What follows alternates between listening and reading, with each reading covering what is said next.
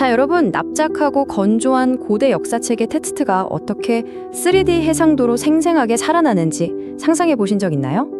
오늘 이 시간에는 흙과 돌, 그리고 뼈가 들려주는 진짜 이야기 속으로 함께 들어가 보겠습니다. 바로 시작해 볼까요?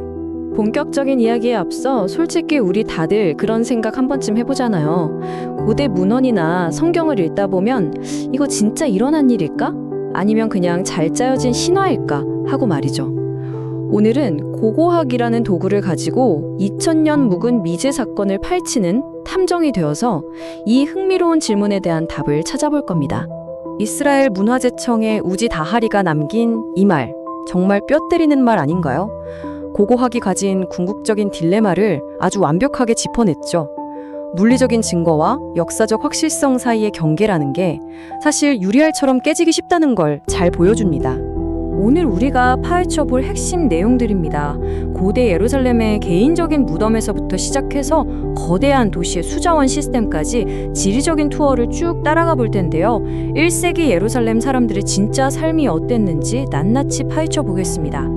자, 첫 번째 주제, 고대 예루살렘 발굴입니다. 성경 속 인물들이 실제로 삶과 죽음을 어떻게 다뤘는지 아주 내밀하고 개인적인 유물부터 살펴보죠. 오수어리, 우리말로는 유골함인데요. 1세기 예루살렘에서 쓰던 일종의 석회암 상자입니다. 당시 사람들은 동굴에 시신을 안치하고 1년쯤 지나 뼈만 남게 되면 그걸 여기에 담아서 가족과 함께 보관했죠. 서기 70년에 로마가 예루살렘을 함락시키지 전까지는 집집마다 있는 아주 흔한 물건이었어요. 그런데 2002년 이 평범한 상자 하나가 전 세계 고고학계를 그야말로 발칵 뒤집어 놓습니다. 그 이유가 바로 이 두 번째 주제, 형제의 상자라 불리는 야고보 유골함 논란 때문입니다. 세계 최고의 비문 전문가들마저 두 편으로 갈라놓은 엄청난 미스테리죠. 이 상자에 아주 놀랍게도 예수의 형제 요셉의 아들 야고보라는 아람어 문구가 새겨져 있었거든요. 자, 여기서 진짜 소름 돋는 포인트가 뭔지 아세요? 당시에 유골함에 누구의 아들이라고 적는 건 흔했지만 누구의 형제라고 굳이 이름을 새기는 경우는 정말 극히 드물었습니다. 그 형제가 당대에 어마어마하게 유명하고 비중 있는 인물이었다는 뜻이거든요. 당연히 사람들은 성경 속 인물을 떠올릴 수밖에 없었겠죠? 하지만 이 완벽해 보이는 증거 앞에서 학계는 완전히 둘로 쪼개졌습니다. 르메르 박사는 직접 상자를 확인해보고 현대식 도구의 흔적도 없고 진짜 세월의 흔적이 묻어나는 진품이다 라고 확신했죠.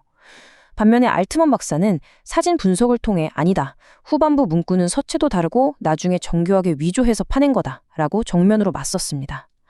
우리는 여기서 누가 맞다고 편을 들 생각은 없습니다. 다만 이것이 가장 오래된 성경 속 인물의 물리적 증거인지 아니면 역사상 가장 정교한 사기극인지 이 치열한 공방전 자체가 너무나 흥미진진한 부분입니다. 세 번째 주제로 넘어가 보죠. 다른 형태의 기독교 그리고 역사적 인물 야고보에 대한 이야기입니다.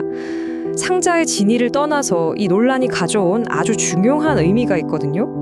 이 논란 덕분에 우리는 야고보라는 역사적 인물 자체에 새롭게 주목하게 되었습니다. 예루살렘 교회의 지도자였던 그는 사실 우리가 오늘날 아는 일반적인 기독교의 모습과는 사뭇 달랐습니다. 유대교에 아주 깊이 뿌리를 두고 있었거든요. 성전에서 예배하고 모세의 율법을 엄격하게 지켰죠. 은혜를 받았으니 율법에 얽매이지 않고 자유롭게 살아도 된다? 야고보는 이런 생각에 단호하게 선을 그었습니다. 초기 기독교의 모습이 얼마나 다양하고 달랐는지 보여주는 대목이죠. 네 번째 주제, 미스터리한 연못의 비밀입니다. 이제 개인의 작은 유골함에서 눈을 돌려 당대 예루살렘의 거대한 공공토목공사 현장으로 가볼까요? 요한복음에 등장하는 실로암 연못과 베데스다 연못, 많이들 들어보셨죠? 사실 오랫동안 학자들은 이 두 연못이 그냥 성경 속에 나오는 비유적이거나 상징적인 장소일 뿐이라고 생각했어요. 그런데 고고학자들이 직접 땅을 퍼보니까 글쎄 이게 물리적으로 실존하는 어마어마한 규모의 실체였던 겁니다. 게다가 단순한 물웅덩이가 아니라 수많은 사람이 쓰던 대형 공중 목욕탕, 즉 미크베였다는 사실이 밝혀졌죠. 특히 베데스다 연못의 구조에 얽힌 사실은 정말 반전입니다.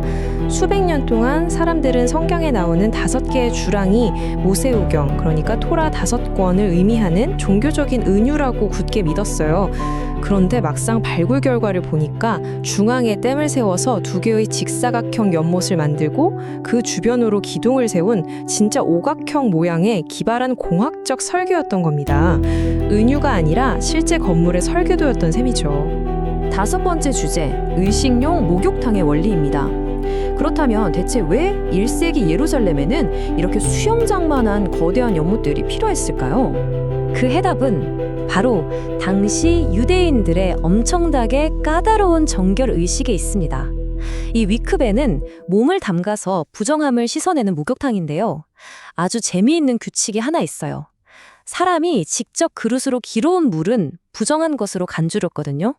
그래서 반드시 빗물이나 샘물처럼 자연적으로 고인 순수한 물, 즉 오츠르라고 부르는 물과 물리적으로 닿아야만 목욕탕 물이 다시 정화될 수 있었습니다. 정말 철저하고 정교한 시스템이지 않나요? 자, 눈을 감고 그 당시의 압도적인 광경을 한번 상상해 보세요. 거대한 연못의 넓은 계단을 따라 수많은 순례자가 끊임없이 걸어 내려갑니다. 물이 빠지면 중간에 있는 널찍한 층계참을 서서 편하게 몸을 담그는 거죠. 그리고 북쪽 저수지에서 온 깨끗한 물이 중앙댐의 통로를 타고 흘러 들어와서 이 수만 명의 몸을 씻은 물을 다시 깨끗하게 정화해 줍니다. 3대 명절마다 수천 명이 동시에 이 의식을 치렀다고 생각하면 그 스케일이 정말 상상을 초월합니다. 그리고 이 2 장소에서 모두 발견된 널찍한 계단과 층계참들이 그 완벽한 증거가 되어줍니다. 그냥 물을 퍼다 마시는 식수원이나 저수지라면 이렇게 계단을 넓고 평평하게 만들 이유가 전혀 없잖아요. 수많은 사람이 한꺼번에 오르내리면서 종교적 의식을 치르는 거대한 스케일의 정결 목욕탕이었다는 가장 확실한 단서인 셈이죠. 자, 어느덧 마지막 6번째 주제입니다. 흙 속에 담긴 만져지는 역사. 그렇다면 대체 왜 당시 사람들은 이토록 거대한 정결 인프라를 도시 전체에 깔아야만 했을까요? 그 이유는 기원전 2세기경 예루살렘을 휩쓸고 지나간 엄청난 사회적, 종교적 지각 변동 때문입니다. 원래 이 엄격한 정결 의식은 성전에서 제사 지내는 제사장들만 지키면 되는 거였거든요. 그런데 이게 예루살렘에 사는 모든 유대인, 심지어 외부에서 찾아오는 순례자 전체의 의무로 확대된 겁니다. 당시 사람들 표현대로라면 이스라엘 전역의 정결함이 폭발적으로 퍼져나간 거죠. 그러니까 예루살렘은 단순히 성전 건물이 아니라 도시 전체가 이 어마어마한 인파의 영적 순결을 감당해내기 위해 거대한 공학적 기적을 만들어내야만 했던 겁니다. 자, 오늘의 탐험을 마무리하면서 여러분께 한 가지 질문을 던져보고 싶네요. 이렇게 흙을 파내고 과거의 거대한 시스템을 끄집어내는 것이 그저 옛날 이야기가 사실인지 아닌지 확인하는 데서 끝나는 걸까요? 저는 절대 아니라고 봅니다. 돌과 흙의 증거들을 마주하는 순간 우리는 단순히 책을 읽는 관찰자에서 벗어나게 되거든요.